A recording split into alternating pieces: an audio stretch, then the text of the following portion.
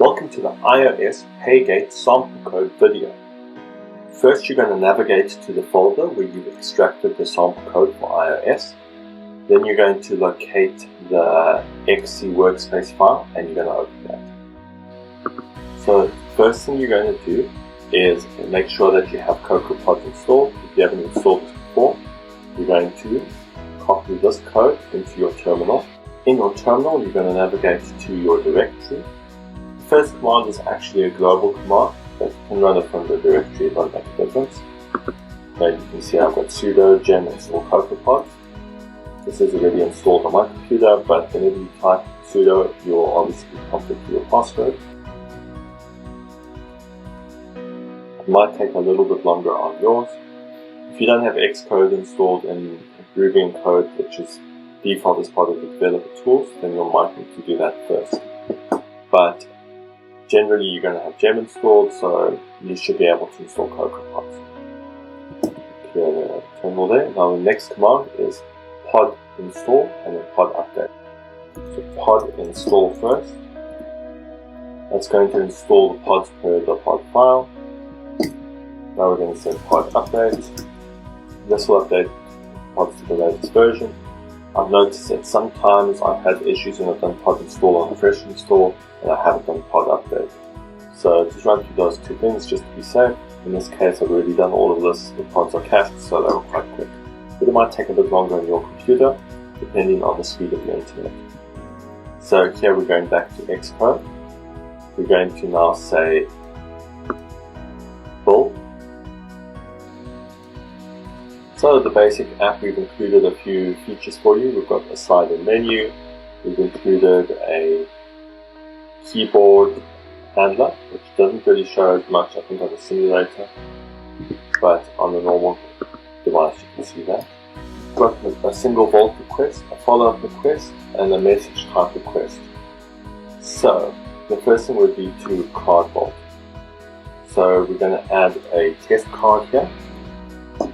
Just a default card, and the card expiry date, which is month, year.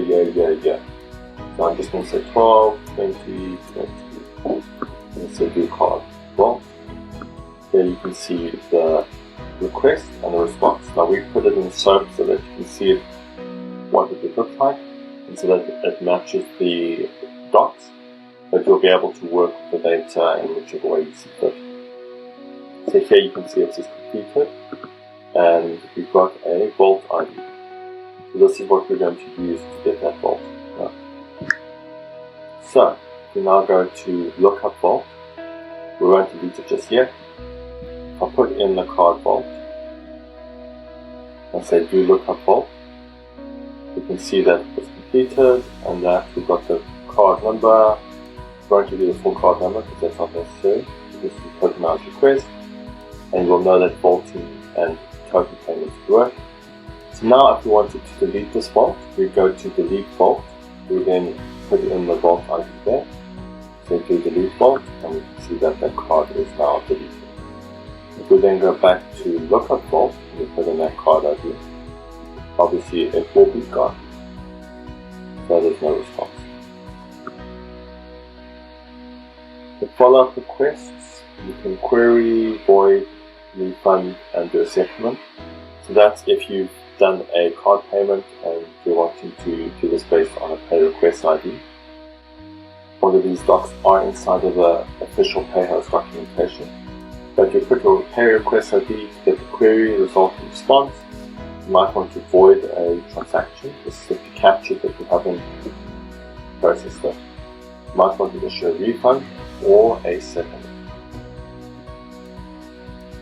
We'll run through some card payments. So in these cases, you're going to add the default card and month, year. And so request.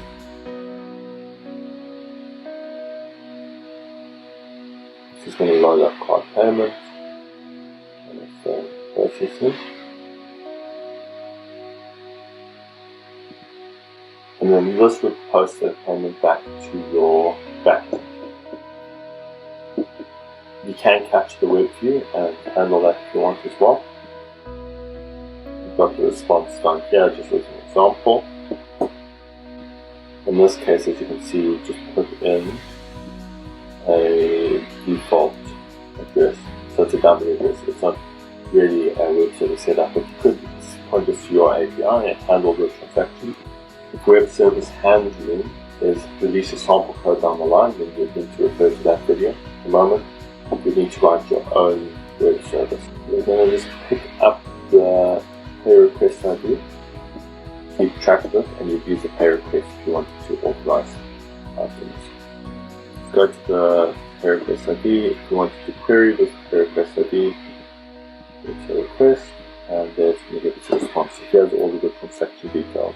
You see it's queried. So you can action on a real transaction, you can action the void, the fund settlement, all of those things. Let's do a web payment as well, just to show there's a big difference between card payments and web payments. So card payments are for offline processing, and web payments are for online processing. So it's going to open up the web view, and you're going to enter the card details inside of the web view. As if you're doing a card payment, you might want to authorize, tokenize a request, and then use that token for tokenized payments later, or you might want to do offline bookings or capture the card details directly. It depends on your particular use case. You're going to request, that's going to do a response. Now here we enter the card details. Make sure it's sent back in the future.